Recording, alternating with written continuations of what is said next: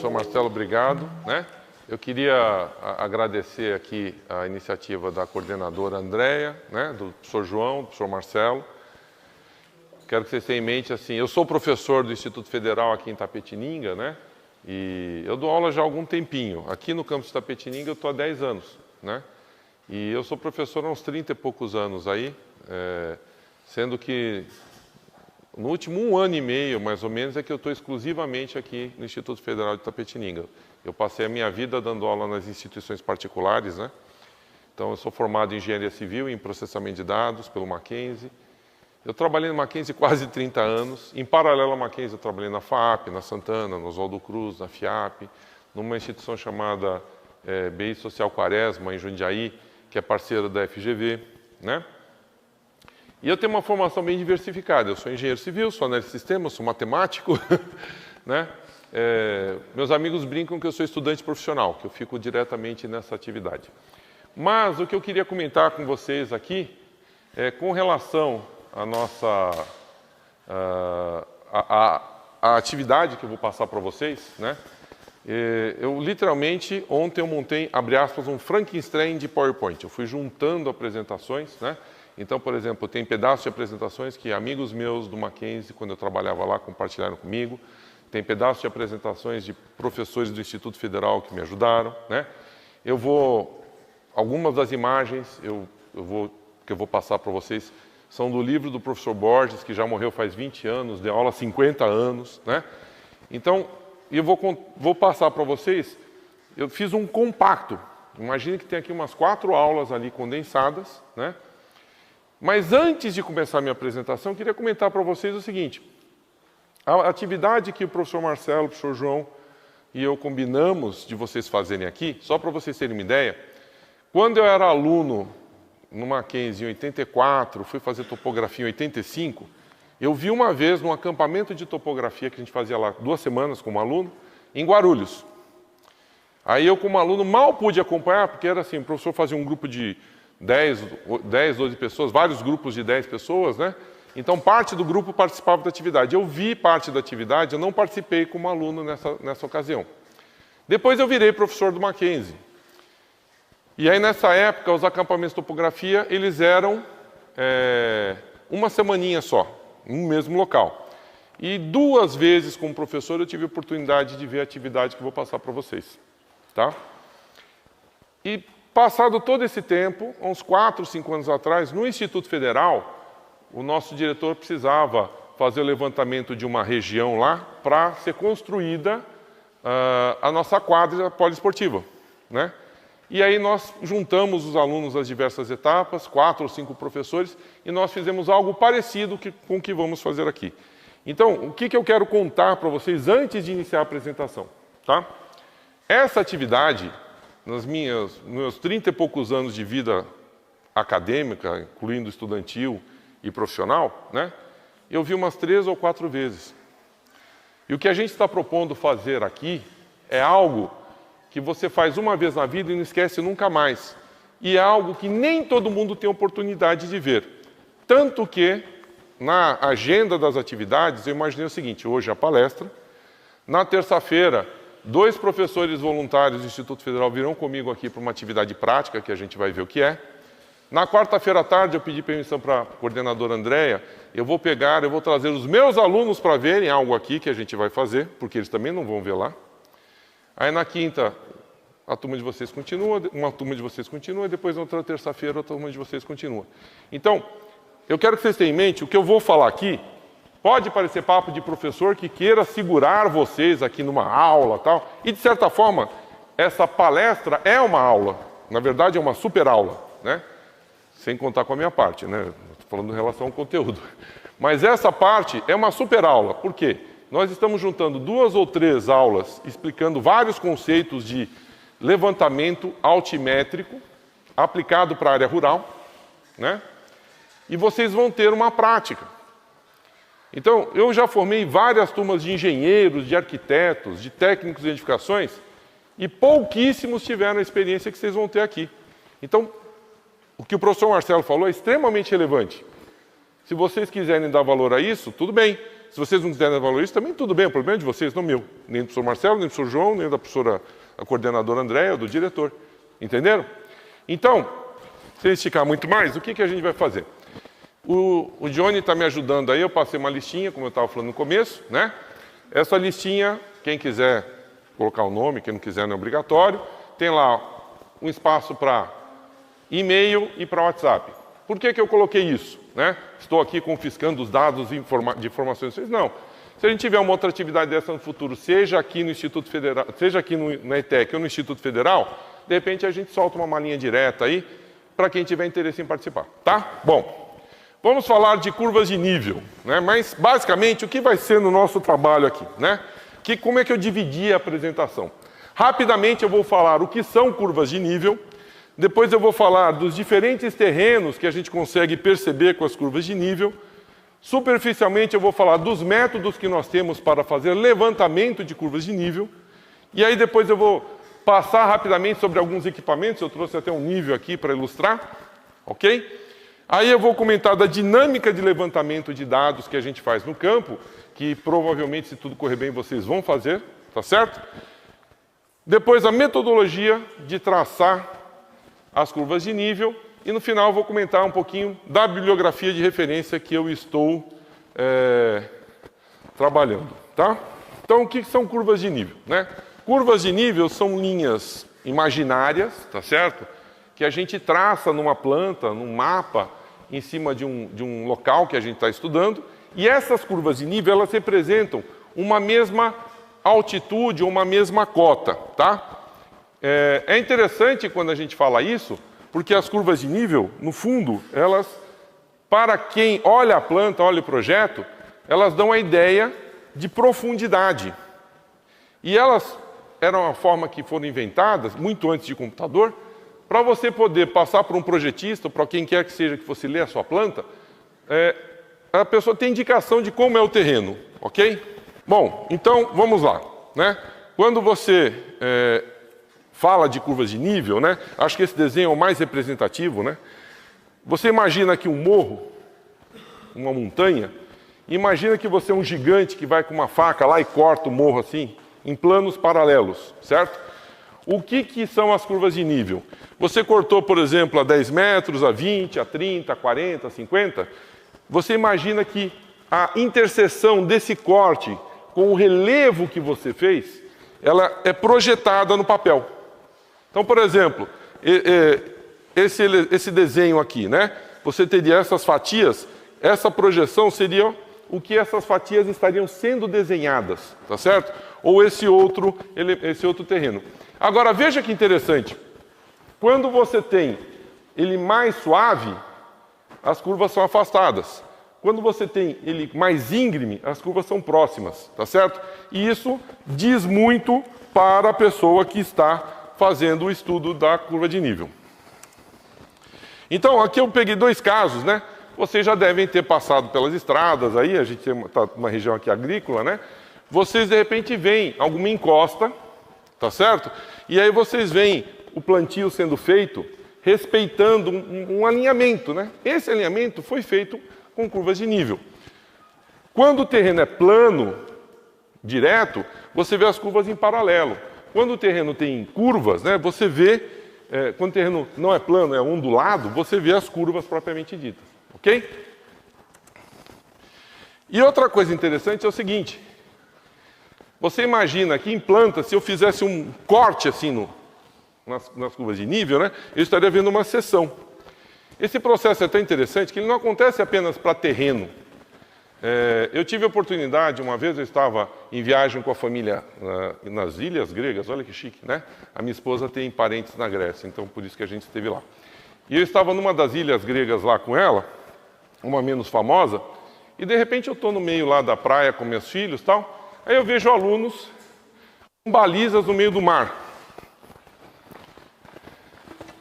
Para quem não sabe, isso aqui é uma baliza, né? Só que as balizas que eles estavam usando tinham um prisma em cima, porque eles estavam ajudando, eles estavam coletando informação onde era lido por uma estação total. Qual foi a minha surpresa? Eu, enxerido, né, fui lá, conversei com os meninos, a professora está lá, e conheci a professora da Politécnica de Atenas, o acampamento e topografia deles era numa ilha grega. Olha que chique fazer um acampamento numa ilha grega, né? Então a molecada tinha assim, tinha quadra, tal, a escolinha lá da ilha, né? E aí eles, em algumas atividades durante o dia, eles faziam levantamentos na ilha e depois eles tinham lá, ficavam 1 ou 2 semanas na ilha grega lá. Bom, pessoal, e de repente eu vejo um menino na água, andando com a baliza. Aí eu olho no pier, tinha lá uma colega dele, com uma estação total, quando ele parava, ela lá fazia uma leitura, né? O que era aquilo? Nada mais era do que eles estavam fazendo estudo das curvas de nível debaixo d'água, porque lá eles estavam estudando a implantação, a reforma do porto que eles iam fazer naquele lugar, né? Então veja que a mesma metodologia que a gente usa para a construção civil, que a gente usa na agricultura, a gente usa também na parte litorânea, na parte de terreno submergido, né?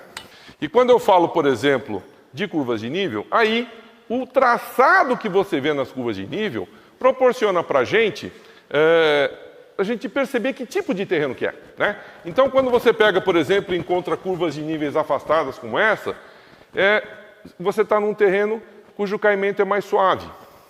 Quando você encontra curvas de nível, né, então seria um exemplo aqui, como se fosse esse terreno assim, uma pequena inclinação. Quando você encontra curvas de nível mais próxima, né, o que você está vendo? Você está vendo ali, talvez a encosta de um morro, né, algo mais sensível. E quando você encontra curvas de nível bem rentes umas às outras assim, o que você está vendo? Você está vendo provavelmente uma encosta, né? Quando a gente anda pela Castelo Branco, ali na altura de Itu, indo ou voltando para São Paulo, não tem uma parte que a estrada passa ali num pedaço do morro cortado, né? Imagina a curva de nível daquela encosta ali. É praticamente uma em cima da outra. Seria algo muito parecido com isso aqui, tá? Agora, se você for olhar um desenho como esse, 2 coisas podem acontecer. Ou é o topo de um morro, tá certo? O que é mais frequente. E raramente pode ter um sumidouro, né? De repente você tem ali um local onde a água vai para lá por alguma razão e cai e vai embora. Mas esse é mais raro. Normalmente você vê o quê? O topo de um morro. E aí você tem lá um pontinho dizendo a cota do ápice do topo do morro. Quando você encontra um desenho como esse, muito provavelmente essa linha aqui que está passando não é uma curva de nível. Ela é o traçado de um rio perene, de um córrego, alguma coisa nesse sentido. E, naturalmente, quando você encontra ondulações, você tem ali grotas e brotões ali, tá ok? Por que é importante a gente ver as curvas de nível? Por que é importante a gente saber ler uma planta com curvas de nível? Por exemplo, aqui é uma área agrícola, estudo agrícola. A chuva é importante, professor Marcelo? Acho que é, né? O que acontece? Você tem uma área e aí você tem o que a gente chama de bacia de contribuição de chuva, certo? Então, por exemplo, aqui você está vendo um espaço onde seria um valezinho. E aí você tem um divisor de águas, exatamente quando chega lá em cima tem o morro, depois tem um outro lado, um outro valezinho. O que acontece? Quando a chuva cai ali, a água provavelmente vai correr exatamente para o caminho aqui que formaria aquele córrego, aquele rio perene. E nós, muitas vezes, precisamos fazer obras para reter água. Então, você vendo um local como esse, de repente você consegue prever, fazer uma pequena barragem aqui, né? E quando chove, você sabe até a altura da cota da água, em função da curva de nível que você está observando. Ok, pessoal? Bom, aí nós temos, então, o terreno.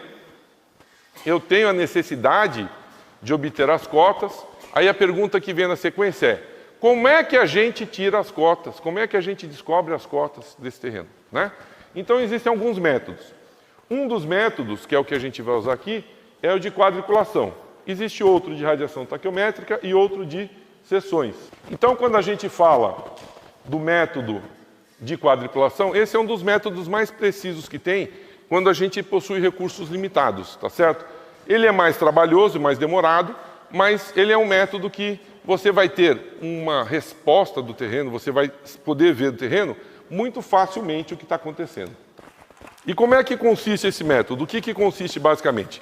Eu peguei e coloquei aqui um terreno em formato isométrico, né? Imagina que eu dividi em quadradinhos, certo? Então, em planta, imagina que eu tenho esses quadradinhos aqui. O meu objetivo nesse terreno é exatamente obter a cota da interseção desses quadradinhos. E aí é como se eu tratasse o terreno em pedacinhos. E aí eu vou fazer o estudo da curva de nível deles em pedacinhos, tá bom? Já o método taquiométrico, né, a gente utiliza muito, por exemplo, quando a gente vai fazer uma poligonal. Você faz poligonal secundária e você escolhe pontos estratégicos para você, com um aparelho como esse aqui de nível, você ficar irradiando. Então você não tem exatamente aqueles quadradinhos. Você vai pegar pontos estratégicos a uma certa distância e você vai anotar a cota desses pontos. Então, por exemplo, como é que funciona? Imagina que esse entorno aqui é o que a gente chama de poligonal principal. E, de repente, no meio do terreno, eu faço algumas conexões de pontos estratégicos e eu faço o que a gente chama de poligonais secundárias. O meu objetivo é, em cima de cada um desses pontos que eu defini, tanto na poligonal secundária, na principal, quanto na secundária, eu tirar informações daqueles pontos, né? Então, eu vou conseguir, usando o teodolito e outras técnicas, localizar exatamente o ponto na minha planta, no meu projeto, no meu mapa, e, ao mesmo tempo, depois que eu tenho esses pontos definidos, eu vou procurar obter as cotas, tá? Então, já adiantando, basicamente, o nosso trabalho para saber o desnível, né, é usar um aparelho como esse, que se chama nível, e usar uma mira, né? Eu vi na semana passada, aliás, eu vi na terça-feira, vocês têm os níveis antigos aí, mas que é o mesmo método, tá certo? O que é a mira? A mira é uma régua grandona assim, chega até 4 metros de altura, tá certo? E, basicamente, essa atividade que você está vendo, eu ia fazer uma dinâmica usando esse aparelho e usando as miras. Então, num ponto estratégico, eu vou pegar a referência de um determinado ponto que eu conheço, uma cota que eu conheço, e eu vou descobrir a altura da luneta do meu nível. E, a partir daí, todos os outros pontos que eu for levantar serão em relação a esse plano que passa a luneta. Ok, pessoal? Então, dentro dessa realidade, como é que seria o processo de irradiação? Imagine que eu coloquei o meu aparelho num local estratégico, como eu coloquei aqui, tá certo? E aí, um colega, um assistente, ele vai pegar a mira, vai colocar em pontos definidos.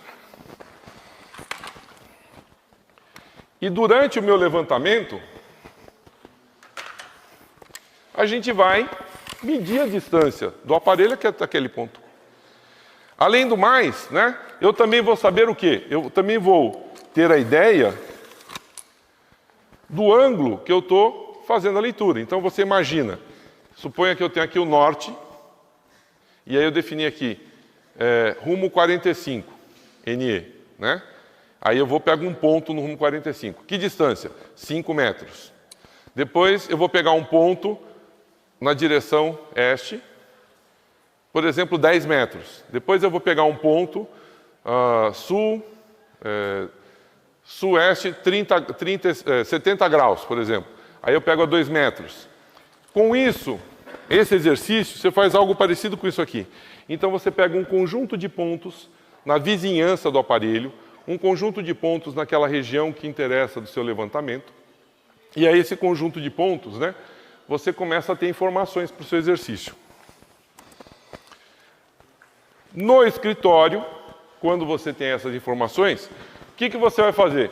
Você vai montar um conjunto de triângulo, assim, né? Uma malha triangular, e a mesma dinâmica que a gente faz na quadrícula, para achar onde passam as curvas de nível, eu vou mostrar daqui a pouquinho, você também faz aqui. Só que aí você vai fazer em triângulos, tá certo? Não é difícil, mas existe o lado de você entender o processo. E você só entende o processo fazendo pelo menos uma vez. tá certo? Ainda não inventaram um procedimento que você vai, pluga lá um pendrive e passa a informação direto para a gente, né? O avatar está longe por enquanto, ok? E existe ainda, na construção civil, existe ainda nas mais variadas áreas que precisam usar topografia, né? Aquele levantamento que a gente chama de seções que tem, por exemplo, um longo encaminhamento, tá certo? E essas seções que têm um longo encaminhamento, nós temos também a necessidade de pegar uma faixa de terra. Nessa faixa de terra, o que nós vamos fazer? Nós vamos saber as curvas de nível nessa faixa de terra, aonde eu vou pegar, ter informações para poder construir algo que interessa. E o que seriam essas construções que interessam, né? Então, por exemplo, imagina que eu estou lendo um mapa, uma planta, e eu tenho aqui o eixo de uma estrada, eu tenho aqui o eixo de uma ferrovia, eu tenho o eixo, por exemplo, de torres de alta tensão, ou de um gasoduto, oleoduto, ou até mesmo uma hidrovia. Por que é importante a gente verificar, né? Então imagina, uma faixa de terra que o meu interesse é qualquer. Eu vou colocar uma estrada, eu vou colocar um gasoduto, eu vou fazer instalação de uma linha de alta tensão, eu vou criar ali uma hidrovia, enfim, é uma obra que vai ter vários quilômetros de comprimento, mas ele vai interferir, né, na paisagem, ele vai interferir no relevo. E aí o que acontece? Se você olhar em qualquer estrada, às vezes você olha para a direita, você vê terra subindo. Às vezes você olha para a esquerda, você vê terra descendo. Aquilo se chama talude. E para a estrada ter estabilidade, para a estrada ficar confiável, você tem que saber o quê? Você tem que levantar todas as cotas ali e saber em que posição o trator vai cortar e você vai poder fazer a acomodação do pavimento para poder a estrada funcionar direitinho, tá certo? Então, esse levantamento, ele é mais frequente do que a gente imagina e ele acontece exatamente dessa forma que eu falei, quer dizer, por uma questão de um trecho longitudinal. Bom, já apresentei uma série de ideias. Agora eu vou falar um pouquinho dos equipamentos que a gente pode usar para fazer esse tipo de levantamento. Alguns equipamentos são para levantamentos de pequena região, pequena área. Alguns levantamentos são destinados a áreas internas. Alguns levantamentos são destinados a grandes áreas, né? Então, eu citei alguns aqui: nível de mangueira, nível óptico, nível laser, eletrônico, GNS, RTK, drone, né? Então, o nível mais clássico que a gente pode falar em qualquer obra, qualquer atividade bem básica, né? É você ter uma mangueirinha transparente, botar água, tá certo? Se você não tem uma baliza bonitinha, topográfica como essa aqui, você pode pegar um cabo de vassoura, por exemplo, certo? E você e um colega marca lá uma medida de referência, enche a mangueira com água, princípios de vasos comunicantes, né? O que acontece? A água sempre fica no nível. Na hora que você vai para um lugar que você não quer que derruba, você tapa a mangueirinha, né? Localiza, põe na posição certa e você consegue tirar marcas de referência. É muito comum esse tipo de técnica em construção civil, tá certo? Eu, pessoalmente, a primeira vez que eu usei, eu fui na chácara de um amigo, no sítio de um amigo, era em Campos do Jordão, quando eu era adolescente, né? E ele falou, minha mãe comprou umas mudas aqui e tal, e a gente ajudou lá a fazer um traçado. Anos depois eu voltei, no mesmo sítio, né? Onde eu tinha ajudado a fazer exatamente as curvas de nível, tinha fileiras de pinheirinhos bonitinhos e tal. Ele falou, lembra, você foi o que ajudou a gente aqui a fazer. Eu nem fazia ideia que ia fazer engenharia, nem fazia ideia que ia ser professor de topografia, né? E exatamente uma coisa bem simples como essa, tá certo?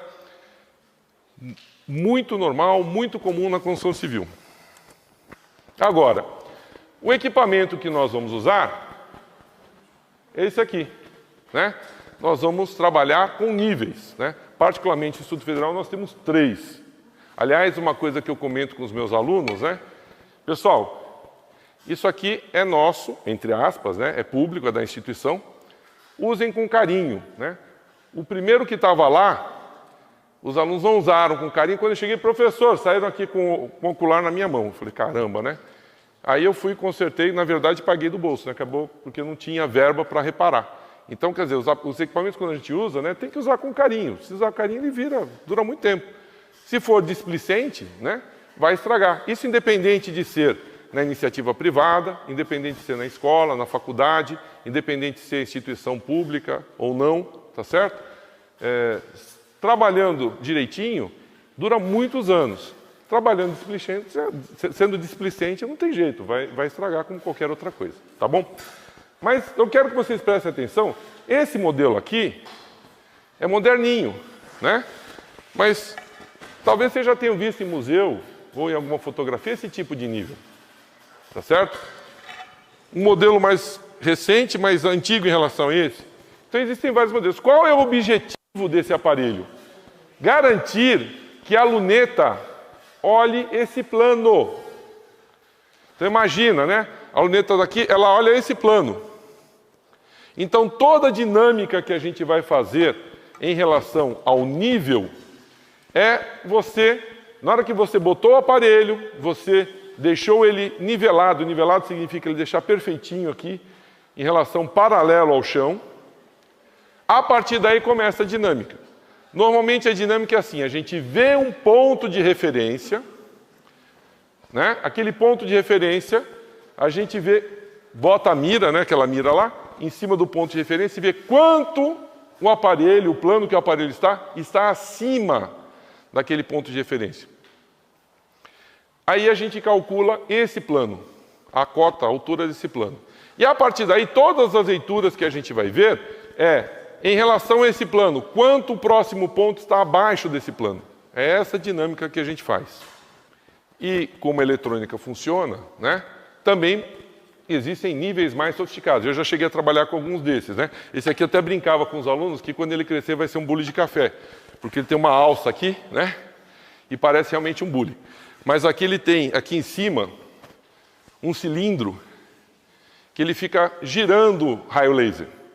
Esse cara aqui esse aparelho para trabalhar, eu preciso nivelar, né? Então tem uma dinâmica que a gente faz aqui com esses parafusos aqui embaixo, e eu deixo ele nivelado para ficar paralelo ao chão. Esse aparelho aqui, você monta no tripé, aperta um botãozinho e ele se nivela sozinho. E aí ele fica soltando um raio laser, né? Esse é um outro modelo parecido com esse. Então aqui, o raio laser, na verdade, é uma luzinha vermelhinha, né? Essa luzinha vermelhinha aqui, certo? Então ele faz exatamente esse raio laser. E aí você consegue, com uma dinâmica de trabalho, ou com a mira que eu mostrei, ou com algum prisma, né? Você consegue fazer exatamente esse estudo de altitude. Existe um outro modelo, eu também tive a oportunidade de trabalhar com esse modelo uma época, né? Que é o que a gente chama de nível eletrônico. Então, a mira que eu mostrei, o verso dela, ela tem um código de barras. E aí você coloca, monta no tripé, localiza a régua, a mira, né? Aperta um botãozinho, ele sozinho lê a informação, porque esse aparelho aqui, eu vou olhar na luneta. Nesse aqui não. A luneta é para você olhar a direção, aperta o botãozinho, ele automaticamente já pega a leitura e já joga no computadorzinho de bordo dele. E aí você faz todo o trabalho, depois você vai e descarrega no computador, ou você vê as informações na telinha e você vai anotando. Esses modelos, na minha experiência, eles funcionaram até um certo ponto, né? Mas na prática de ensinar para estudante, não chegou a ser tão legal assim, tá?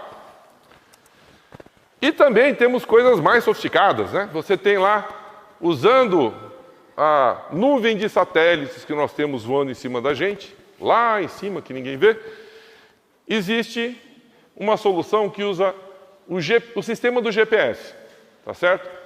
Então, eles têm aparelhinhos como esse aqui, assim. Basicamente, são duas anteninhas. E aí, quando você vai fazer um levantamento, o que você faz? Você vai na área que você quer fazer o levantamento, você põe uma anteninha num lugar fixo, deixa ela um tempo, ela fica lendo todos os satélites que estão passando em cima ali da região, né? E vai salvando as informações do satélite que estão ali. E o segundo aparelhinho, a segunda anteninha, ela é um escravo da primeira. E a pessoa vai no campo, ou no local que interessa, vê o ponto, aperta um botãozinho e esses dados vão sendo salvos num computadorzinho de bordo. Pode até, inclusive, ser um celular. Terminado o processo, essa massa de informações você leva para o escritório, né? Aí, o pessoal que opera com esse tipo de situação, tem um softwarezinho lá, pega informações da base de dados do IBGE, aqui no Brasil, tá certo? Da nuvem de satélites que estava passando na ocasião, ele amarra as informações e aí todos aqueles pontos que foram lidos naquele levantamento são georreferenciados. Então, muito mais do que fazer curvas de nível, né? Quando você faz um levantamento desses, você está amarrando a informação em relação ao planeta Terra, literalmente falando, tá ok? E o mais chique, né, que todo mundo acha bacana, gosta de ver, a emissora de televisão usa para filmar, fazer coisa legalzinha, né? São os drones, né? Existe até um pessoalzinho aqui no interior que comercializa um modelo, acho que é parecido com esse aqui, né? Pessoal, é realmente incrível o que o pessoal consegue fazer hoje com drone. Muito mais do que as filmagenzinhas e tal. Às vezes você passa uma semana fazendo levantamento de uma área, o cidadão pega o drone, ele faz um sobrevoo lá de 2, 3 horas, leva aquelas informações para o escritório, passa no softwarezinho lá, e o softwarezinho faz literalmente uma maquete eletrônica do terreno, e aí você pode fazer uma série de estudos. É muito interessante como hoje os softwares, né, eles estão em recursos fantásticos. Em que sentido?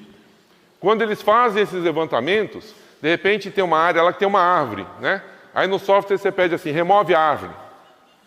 Ou no outro tem assim, tem um rio, tem várias vegetações, e ele faz extrapolações de como está o terreno. Ou de repente você teve uma colheita, você tem lá uma pilha de grãos ali que foram colhidos, né? E em função do volume você vai lá, cerca a região lá no software, marca o ponto que seria as referências que você quer, e ele faz uma estimativa do volume. E aí você, com o volume, você pode fazer a estimativa da produção, da colheita e outras coisas mais. Então, realmente são novas áreas. Aí alguém pode falar, poxa, professor, se tem todas essas duas outras tecnologias novas, por que o senhor está vindo aqui com o modelo mais básico, né? Porque tem uma razão simples. Existe a questão do custo, tá certo? Mas além da questão do custo, nós temos também uma outra situação, né? Nós temos também a situação, como é que eu vou dizer assim, da fundamentação, de entender como as coisas funcionam. É muito legal você ter a tecnologia para te ajudar a aumentar a tua produtividade, para você ter resultados melhores. Mas também é muito importante você entender o que a tecnologia está fazendo. Esses dias aí alguém estava comentando comigo, dizem que eu acho que é a primeira vez na história recente da humanidade que a nova geração, a geração que está vindo, estima-se que vai ter um QI menor do que a geração anterior. E a explicação qual que é?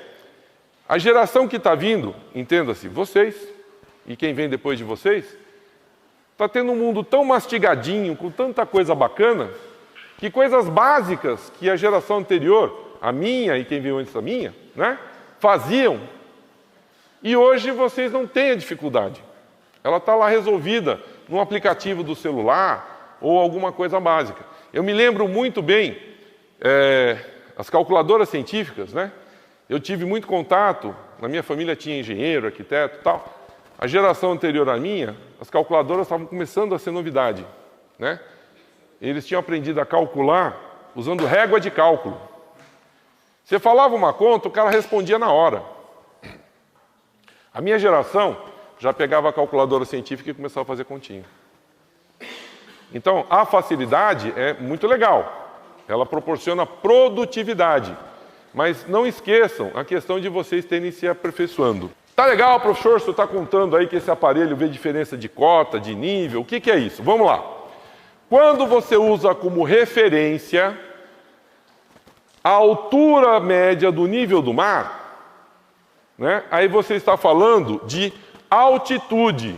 Vocês já devem ter escutado pessoal contando do voo número tal, indo para a altitude de não sei quantos mil pés.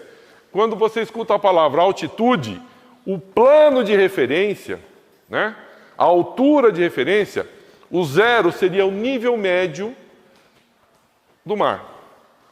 No Brasil tem órgão que estuda lá onde seria o nível médio em relação a todo o continente, tá certo? E aí tem lá na carta de IBGE as informações que interessam. Agora, a forma mais prática de fazer os nossos levantamentos, qual que é? É você marcar um ponto de referência, um plano de referência. Aliás, a atividade que vai fazer aqui, eu pedi para o professor João, né, para a gente definir um ponto de referência.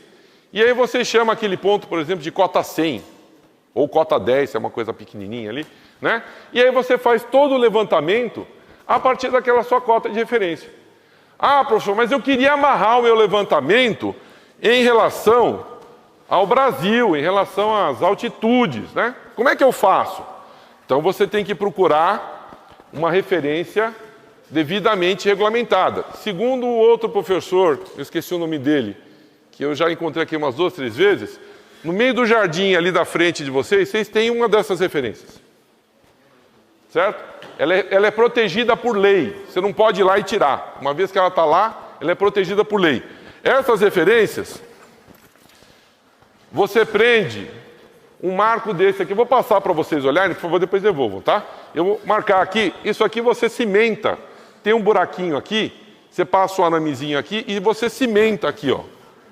E você faz a anotação da cota, você grava a informação. Isso aqui foi um escritório aqui de Tapetininga, que eu conversando, falei, puxa, isso é legal, tal. Ah, professor, fica para o senhor. Ele me deu isso aqui, né? Às vezes você encontra uns carinhas aí que tentam arrancar para colecionar, uma bobagem, cria um problema. E é muito interessante, pessoal, professor é engraçado, né? Eu reparo isso aqui no Brasil, tá certo? Como eu contei agora há pouco, a minha esposa tem parentes na Grécia, eu fui nas ilhas gregas, lá, os faróis lá, todos eles têm em algum ponto marcado para a ilha de referência e é protegida pela Marinha Grega.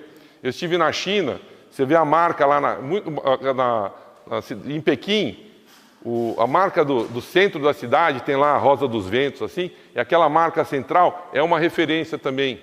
Eu estive nos Estados Unidos, eu vi lá a marca. Então, cada país tem seu órgão de proteção para fazer esse controle. Então, quando alguém vai chegar e construir naquele país, vai examinar como é que ele está aquela marca, que informações tem. No Brasil, é o IBGE. Tá? Então, ó, passando para vocês darem uma olhada, tá? Passa aí depois. No Brasil é o IBGE. Tá? Então, por exemplo, se você quiser saber aqui na região de Tapetininga, Tatuí, quais são as referências que tem para um trabalho que você vai fazer, eu não tive tempo de examinar se essa aqui já está devidamente cadastrada.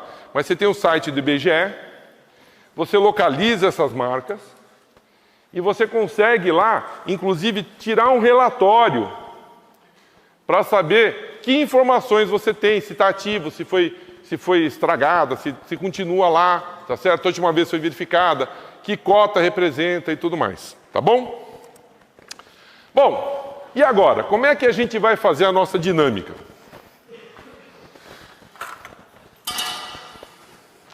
O nosso trabalho vai ser basicamente combinar o uso do nível com a mira, tá?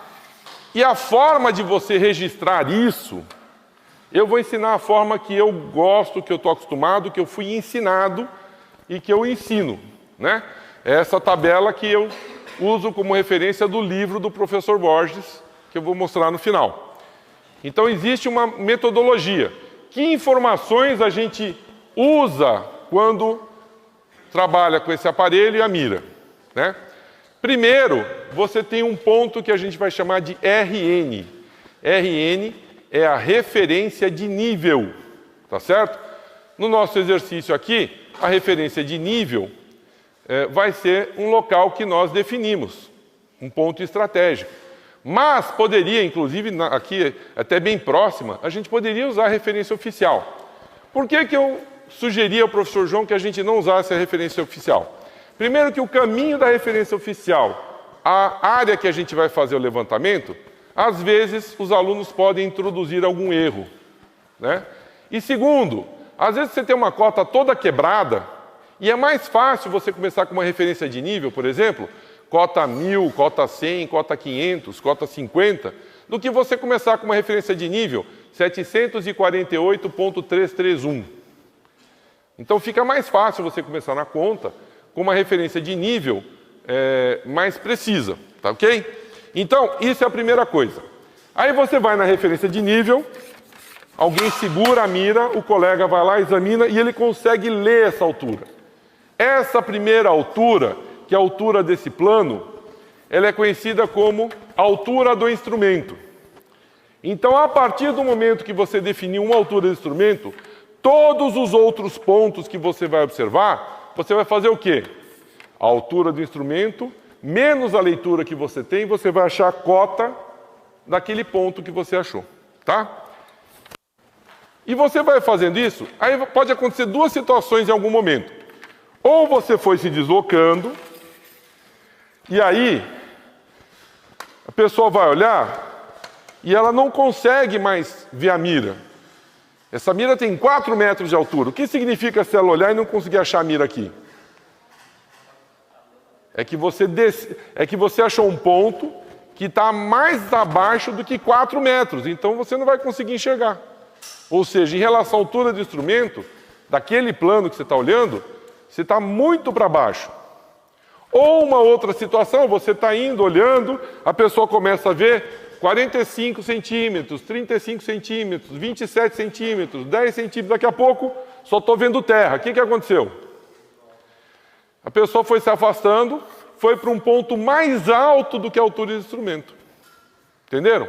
Então essas leituras que você faz durante essa caminhada, a gente chama de leituras intermediárias.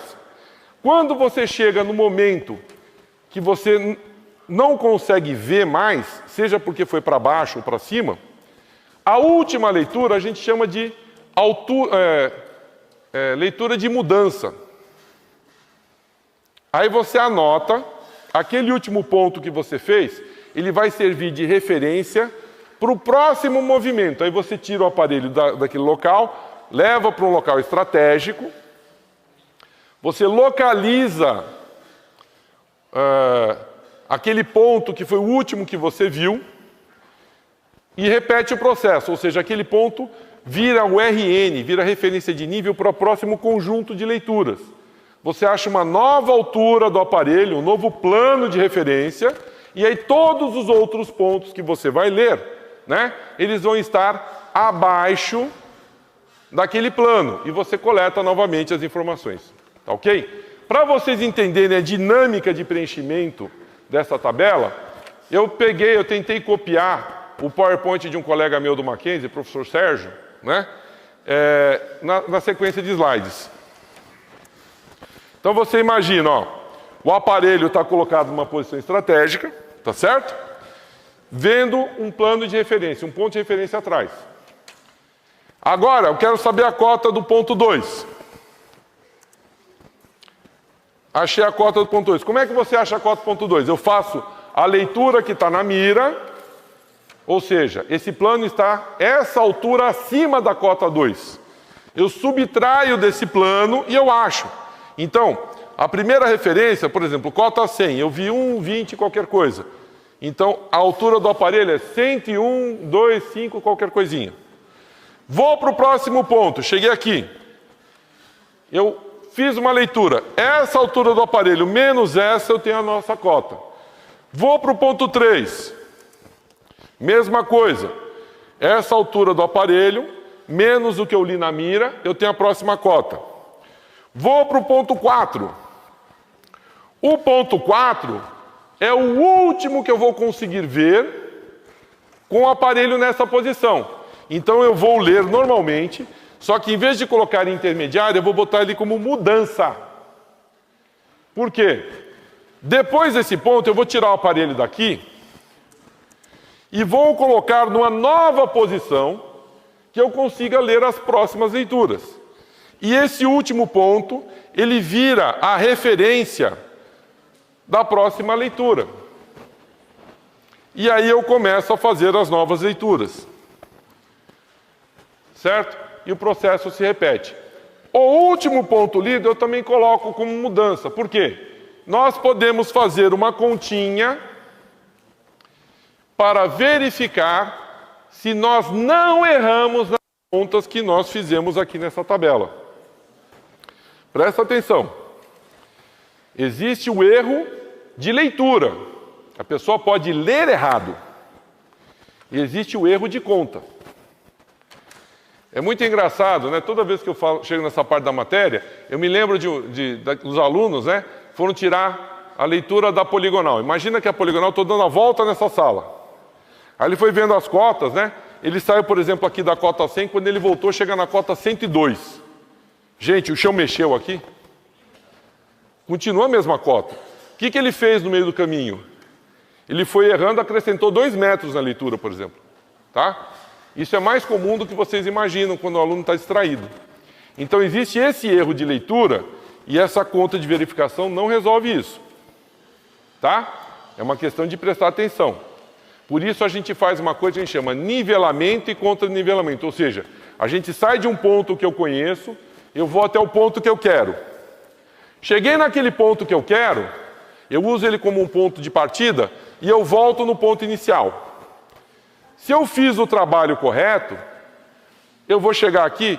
A gente nunca chega exatamente na mesma cota, porque você faz leitura até na precisão de milímetro. Mas você chega bem perto da cota certa se você fez as leituras corretas. Tudo bem? Beleza, pessoal? Então agora, imagine que todo esse trabalho que eu fiz, todas essas cotas que eu li, olha que legal agora. Imagina que aquela linha é essa linha aqui. E depois eu fiz uma outra leitura que é outra linha, e assim sucessivamente. O que eu fiz aí no terreno? Eu quadriculei o terreno, certo? Eu quadriculei o terreno, e em cada ponto do terreno, o que foi que eu fiz? Eu achei a cota. Eu quero as curvas de nível. Eu posso até fazer, imagina que eu quero curva de nível de valor cheio. Eu olhando esse terreno, eu posso até imaginar o seguinte, por exemplo, aqui entre 30,8 e aqui entre 32,20, eu vou ter a cota 31, eu vou ter a cota 32. Aqui entre 30,8 e 32,2.10, eu vou ter a cota 31 e eu vou ter a cota 32. Então, eu vou ter uma curva fazendo esse movimento aqui, uma outra curva fazendo alguma coisa assim. O que eu estou falando é mais ou menos isso. Ok? Ó, uma curva fazendo aqui, outra aqui. E todas as curvas eu posso fazer uma interpretação na quadrícula em função do que eu li. Mas vem sempre aquela pergunta, né? Aonde está de fato passando a curva? Ela está mais para a direita, mais para a esquerda? Faz de conta que cada quadradinho desse eu fiz com a medida de 20 metros. É um quadradinho de 20 por 20 metros, tudo bem? Será que tem alguma forma matemática que eu consiga localizar aonde essa linha imaginária estaria passando? Sim, né? Não sei se vocês conseguem ver aí. Imagina que cada combinaçãozinha dessa aqui, eu fiz uma relação de triângulos e fiz uma regrinha de 3 para achar onde passa a posição. Eu sei que vocês não vão forçar a vista para ver, né? Se o pessoal da frente não está conseguindo chegar aqui, imagina o pessoal do fundo. Eu ampliei um pouquinho. Então, imagina o primeiro quadradinho, tá? Primeiro quadradinho, você tem posição A1, posição A2. Aqui você tem B1, aqui você tem B2, certo? E aí você imagina que nesses quadradinhos, eu já percebi que é entre 34,8 e 36,3, vai passar uma linha de cota 35 e vai passar uma linha de cota 36. Onde elas vão passar, né? A conta é essa aqui, pessoal. Eu imagino aqui o seguinte, imagino um triângulo aqui, imagino que o terreno está assim, ó. Tudo bem? É essa a representação que eu fiz aqui. Então, aqui no cantinho, eu estou a 36,03 para cima. E aqui nesse lado, aqui eu estou 34, cobri aqui, não via, 34, sei lá, 0,8, acho, se não me engano, né? Então, o que eu faço? Eu quero saber essa distância, eu quero saber essa distância aqui. Então, eu sei que o total é 20 metros, esse pedacinho é x. Então, 0,3 está para x, assim como 1,5, eu acho que tem alguma coisa que eu anotei errado aqui, 1,5 está para 20, né? Fazendo a continha, o x aqui tem 4 metros. Se aqui tem 20 metros, 20 menos 4, sobrou 16. E essa outra curva? É a mesma relaçãozinha de triângulo, só que aqui, né, eu botei 1,5, mas aqui era 1,2, né? Agora que eu percebi o errinho aqui, mas tudo bem. Aqui o que acontece? 1,3, 1,2, o x agora é esse grandão, o y é esse pequenininho. Então, 1,3 está para x, assim como... 1,5 é a distância dos dois. 1,5 está para 20 metros. Faço a regrinha de 3, o x vai ser 17,33, 20 menos 17,33, quanto que vai dar? 2,67. Então, dessa forma, você naquelas quadrículas, você consegue localizar mais ou menos a posição aproximada de onde estaria passando aquela altura, aquela cota. Entenderam isso? Finalmente, depois de toda a nossa conversa, chegamos aqui agora na ETEC Professor Edson Galvão, certo? Estamos aqui, o professor João e o professor Marcelo, conversando comigo, falou, olha, tem uma área aqui que a gente vai fazer cultivo de milho ou soja? De pastagem, né? E a gente precisa saber as curvas de nível dessa área. E aí, para fazer as curvas de nível dessa área, a garotada está meio perdida, a gente está com pouco equipamento, como é que a gente faz, né? Aí eles marcaram para mim, nessa região aqui, essa aqui, professor João, mais ou menos, né? Incluindo aqui atrás também? Bom, imagina essa região aqui, faz de conta que eu marquei a região certa. Para variar, eu marquei a região errada, mas tudo bem, paciência. Eu fiz isso de madrugada ontem com o PowerPoint, desculpa se as linhas não vão estar bonitinhas, perfeitinhas, mas eu acho que a ideia vocês já entenderam. Então tem uma região aí, aqui da propriedade, que vocês têm interesse em levantar as curvas de nível. Eu já falei de vários métodos, mas eu estou falando do método da quadrícula. Pessoal, já dá para imaginar o que vocês vão fazer? Né? Então eu passei uma lição de casa para o professor Marcelo e para o professor João. Não foi, professor João? Que era o seguinte, eu deixei com eles o exemplo de um piquete e de uma testemunha, e eu pedi para eles definirem uma quadrícula na região que a gente vai fazer o levantamento. Quando é que a gente vai fazer o levantamento aqui, né? Eu não sei bem como eles vão dividir, mas eu me programei para vir aqui na terça-feira da semana que vem. Aí na quarta eu vou trazer os meus alunos de edificações do segundo módulo. Temos aqui um aluno do primeiro módulo que veio visitar. Muito obrigado por ter nos prestigiado. Depois, viu, tem um link de inscrição do certificado para você pegar, tá? Então, assim, os meus alunos do Instituto Federal, né? Eles vão depois, na quarta-feira, uma turma de vocês já vai ter trabalhado de manhã na terça-feira. Eu vou vir na quarta-feira à tarde aqui, eu pedi permissão para a professora Andréa, né? Para passar aqui e mostrar para eles o trabalho, porque é uma coisa difícil de acontecer, nem sempre a gente faz um trabalho desse. Aí na quinta-feira eu me programei para vir também aqui, tá certo? É um dia um pouquinho mais complicado, porque na terça-feira eu vou conseguir trazer 2 professores que vão nos ajudar. É o professor Mauro, que com uma coincidência muito grande, quando a gente fez uma atividade parecida lá no IFE, ele participou, então ele já conhece um pouco a dinâmica. E a professora Carolzinha, né, que ela também... Os dois são substitutos, tá? Os dois estão vindo de forma voluntária, viu, professor João? Eles não tinham obrigação nenhuma de estar aqui, só para vocês terem ideia. Estão vindo aqui. E a ideia é que o grupo que vai trabalhar na terça-feira de manhã será dividido em 3 grupos, ou seja, o professor João e o professor Marcelo vão dividir vocês aí na quantidade certa de alunos, né? E aí na terça-feira de manhã, eu, a professora Carol e o professor Mauro viremos aqui de manhã cedo, cada um com um equipamento, 1 ou 2 miras dessa, e aí vocês farão o levantamento da região de vocês. Então, provavelmente, o professor João vai dividir em 3 turmas, uma turma vai ficar com a professora Carol, uma turma com o professor Mauro, uma turma comigo, e a gente vai orientar, e vocês vão ter a oportunidade de usar esse aparelho com mira, cada um anotando a sua respectiva informação, ok? Eventualmente teremos que fazer mudança de ponto, vocês vão ver a dinâmica.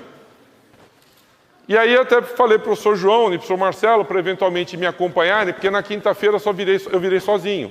E aí eu vou pedir que 2 professores aqui da casa façam o papel dos outros colegas.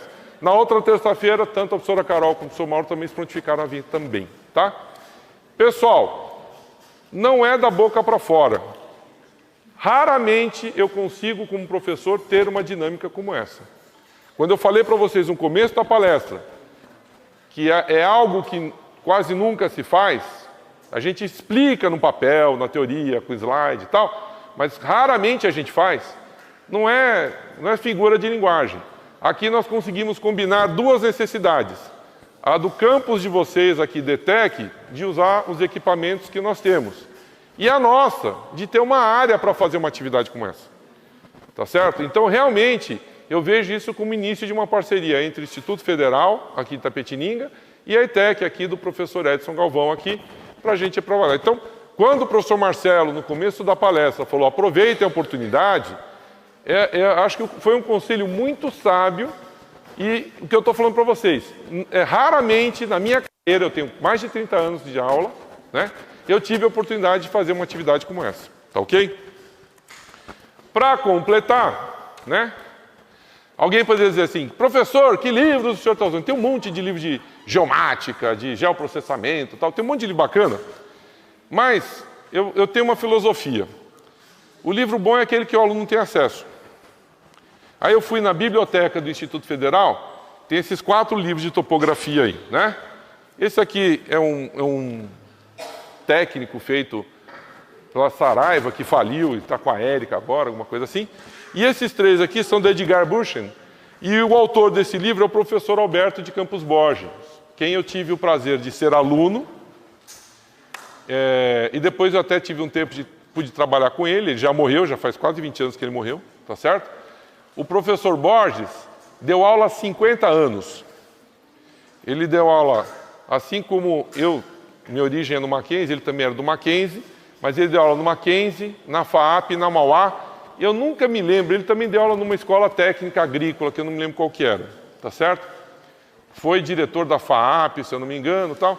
E esses livros, embora hoje tenham livros mais sofisticados, modernos, eu posso falar para vocês que muito provavelmente, mesmo o pessoal eu também sou politécnico, tá? Que eu tenho doutorado na Poli, então posso falar. Mesmo o pessoal da Poli, que não gosta de pegar material do Mackenzie, né? Brincando lá, em tudo que é lugar sério que fala de topografia, tem o livrinho do professor Borges. E por que tem o livrinho do professor Borges? Porque ele ensina os fundamentos. Então você pega instituições que ensinam cartografia, levantamento topográfico, tal, o cara mexe com drone, mexe com GNSS, tal, e de repente você olha lá, tá o livrinho do professor Borges, um brasileiro que escreveu um material mastigadinho, didático, tá certo?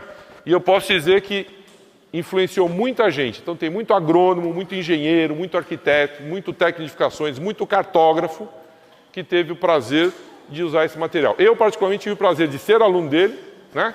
E depois de trabalhar com ele. E eu também sou autor de livro. Só uma pequena história para vocês aí. Eu me dediquei 2 áreas na minha carreira acadêmica. Uma foi computação, linguagem de programação, e outra topografia, né? Eu trabalhei muito tempo com um time de professores que, digamos assim, seriam os herdeiros do professor Borges aí, né? Mais de uma vez eu quis escrever um material, o pessoal, não, vamos continuar com o livro do Borges, né? Mesmo alguns desses professores também já se aposentaram, até alguns já morreram também, né? E o material de linguagem de programação que eu escrevi com um time também que era paralelo a esse aí, e eu tive a oportunidade de escrever material em Pascal, Delphi, C++ Builder, C, Python, etc., nós seguimos uma espécie de uma metodologia para explicar que você raramente encontra. E qual foi a origem dessa nossa metodologia? Esse livrinho laranja aqui. Você pegar esse livrinho, como o professor fazia exercício mastigadinho, passo a passo, a gente fez a mesma coisa em linguagem de programação, nas linguagens que a gente ensinou. Então, o que eu queria mostrar para vocês, né? Às vezes, você esbarra com um professor, com um aluno, com alguém, você vai ver uma vez na vida. Mas, às vezes, aquela uma vez na vida que a pessoa conversou com você, ela passa algo que muda totalmente o seu destino em função de alguma revelação de algo que ela passou para vocês, né? Eu, particularmente, em várias situações que não vem ao caso, acabei esbarrando com esses 3 livrinhos aqui, né? Eu nunca podia imaginar que eu ia ser professor de topografia. E eu posso dizer para vocês o seguinte, no meu caso fez toda a diferença, tá certo? E não é a minha primeira escolha, tá certo? Minha primeira escolha é na área de computação, tá ok? Meus amigos, eu espero que vocês tenham gostado do que eu tinha para falar. Nós temos aí, se tudo correr bem, não chover, não acontecer nada de atípico, talvez mais uns dias de atividade prática. Eu sei que vai ser muito divertido e, digamos assim, vai proporcionar bastante aprendizado. Eu tomei a liberdade de pedir para o Johnny passar uma listinha com e-mail, para vocês anotarem e-mail ou WhatsApp, no sentido exatamente de realmente vocês, se amanhã depois tivermos uma iniciativa, eu divulgar, olha, vai ter uma iniciativa assim, quem tiver interessado, seja no IFE ou seja no ETEC, né? Apenas para efeito de contato, ninguém vai ficar mandando spam, ninguém vai ficar oferecendo produto nenhum para vocês nesse sentido, tá bom? Queria chamar a atenção de mais um detalhe, ETEC e IFE. É muito cara a mensalidade, né, professor? Caríssima a mensalidade aqui, né? Pessoal, na verdade, a mensalidade existe. Vocês talvez não paguem, a sociedade está pagando, tá? E a sociedade está proporcionando para vocês uma oportunidade de estudar, de se formar, de se qualificar. E a família de vocês está aliviada de não ter o custo desse estudo, tá certo? Eu gostaria que vocês considerassem isso. Um dia, quem sabe, vocês podem se tornar pais, mães, né? E, eventualmente, o filho de vocês pode falar assim, ah, pai, eu quero estudar. Você fala, vai lá fazer Instituto Federal, na tua cabeça, que é de graça. Vai lá fazer NETEC, que é de graça, né? Não, eu quero fazer naquela faculdade lá. A mensalidade é barata, pai, 4 pau. Mensalidade. Está fazendo essa cara? Mas é esse preço, as mais em conta. Se a criatura falar, quero fazer medicina, aí fedeu. Certo? Vejam o preço das mensalidades, tá? Deem valor ao ensino que vocês têm. Porque, na verdade, pessoal, nós como professores, o que a gente pode fazer aqui na frente é mastigar, é orientar, é explicar, tá certo? Mas eu não posso pegar um machado, rachar a tua cabeça e botar um livro dentro dela. Eu não posso pegar um pendrive, fazer um furinho, enfiar lá que nem um avatar. Ah, tô sabendo agora. Não posso. Você é que tem que fazer o trabalho. O que qualquer professor pode fazer, eu tenho certeza que os professores daqui podem concordar comigo, né?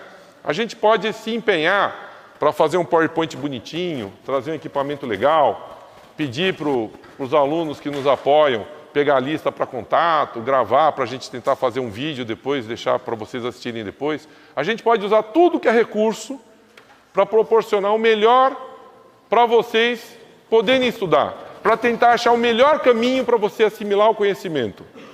Eu só não posso fazer uma coisa, eu não posso fazer vocês quererem, eu não posso fazer vocês desejarem. Eu posso oferecer o conhecimento. Tentar desvendar, tentar estudar, tentar aprender, tem que ser uma iniciativa de vocês. Fora isso, a gente não pode fazer nada. Vocês vão ter uma oportunidade rara, única, de fazer um levantamento prático. E se vocês tiverem... Ah, mas eu estou no mato aqui, tá chovendo, tem mosquito enchendo a paciência, estou com a bota cheia de terra. Tal. Pessoal, esse levantamento, você vai passar um dia fazendo isso. Talvez um outro dia fazendo continha e desenhando, fazendo uma plantinha numa prancheta, né? Vocês não vão esquecer nunca mais. E talvez um dia vocês estejam numa posição, seja como professor, ou seja como um gestor de uma fazenda, ou gestor de uma obra, de implantação de um terreno, alguém vai falar, ih, como é que eu faço? Espera aí, está errado, só que você tem que fazer assim, assim, assim. Vocês vão perceber que esse conhecimento fica tatuado no seu cérebro pro resto da vida. Você nunca mais esquece. Tá bom? Mas, gente, eu espero que vocês tenham gostado. Vocês tenham certeza que tanto os professores de vocês, quanto eu e os alunos que vieram aqui, e para minha surpresa, um aluno nosso lá do IFE veio assistir aqui, vocês podem ter certeza que tudo foi feito com muito carinho. Obrigado, pessoal.